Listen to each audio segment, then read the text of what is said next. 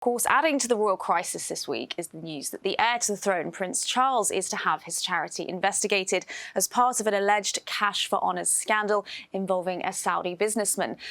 Just start with you, Guy. What more do we know about Charles's charity and what's gone on here? Well, it's really a story about Charles and his closest aide, a chap called Michael Fawcett, he's been forced to fire twice in the past, or has left his service twice in the past. Once in the 1980s when he was accused of bullying other servants. He came back pretty quickly after that and was promoted. Once in the early noughties when he was found to have been, he was nicknamed Fawcett the Fence. He was presents that people were giving to Prince Charles that he didn't much like. He would sell to sort of antiques dealers and whatnot and get loads of cash.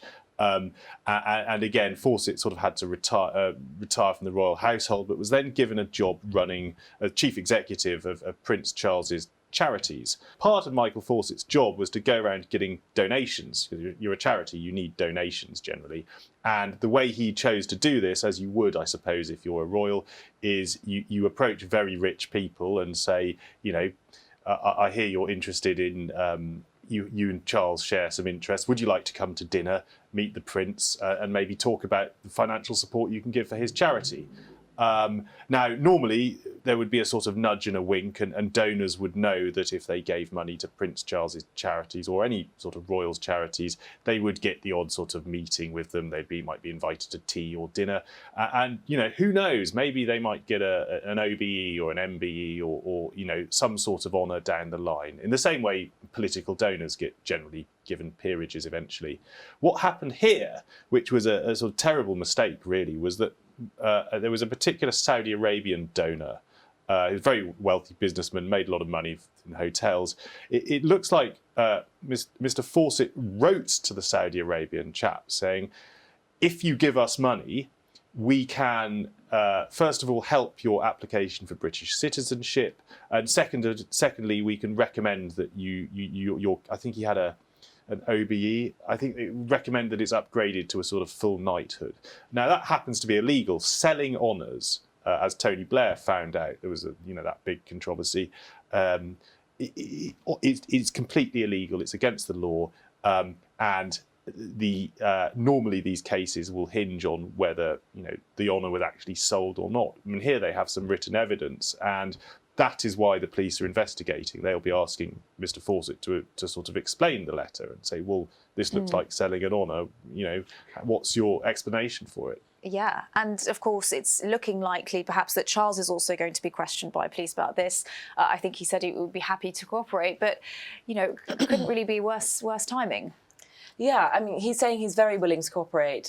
So he's obviously learned a lesson from the very recent past, which was 2 days ago, which was Andrew not cooperating really fully and avoiding court summons and things like that. So he's very much saying he's willing to cooperate. If it turns out that this person was promised a knighthood, gave some money, and after that, Prince Charles sort of, because he thought he was a nice chap, agreed to have or had a word with his mum and said, look, next time that we're dishing out knighthoods, maybe we should consider this fellow. That wouldn't be illegal.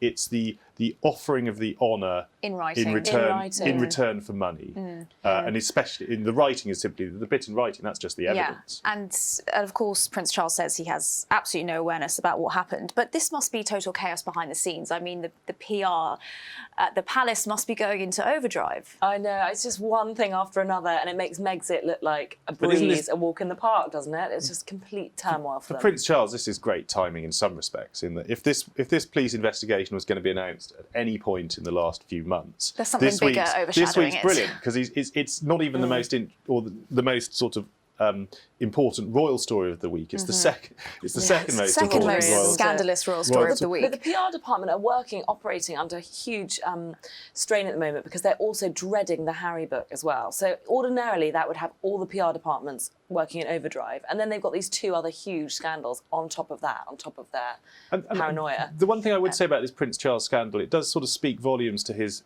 naivety in a way. I mean, why did he think some chap he's met once before would want to write a vast cheque?